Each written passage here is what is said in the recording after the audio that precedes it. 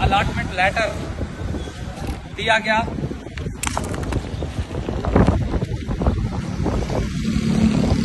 ये allotment letter दिया गया कि आप जाएं। मैं 1 करोड़ रुपए दे चुका हूं। अलीम खान की ये सोसाइटी है पार्क व्यू, और मुझे यहाँ के ही बंदों ने, अदनान और तौकीर राय और वकास, उन्होंने कहा कि जनाब ओवरसीज में आपका प्लाट है ही कोई नहीं, और उन्होंने मुझे ये भी कहा कि हम आपके मौक़िफ़ की तायीद करते हैं।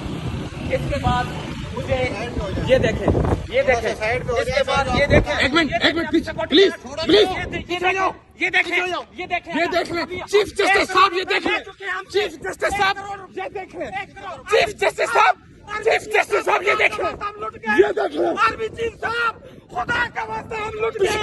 आर्मी चीफ साहब,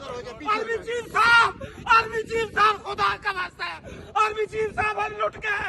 1 करोड़ रुपए मैं दे चुका हूँ, 1 करोड़ रुपए मैंने दिए, और मुझे ये प्लाट दिखाने के लिए गए तो कहते प्लाट है ही कोई। खुदाया मैं कहाँ जाऊँ, ओ खुदाया मैं कहाँ जाऊँ। या अल्लाह, ओ या अल्लाह, ये क्या हो रहा है मेरे साथ। या अल्लाह, 1 करोड़ रुपया मैंने दे दिया।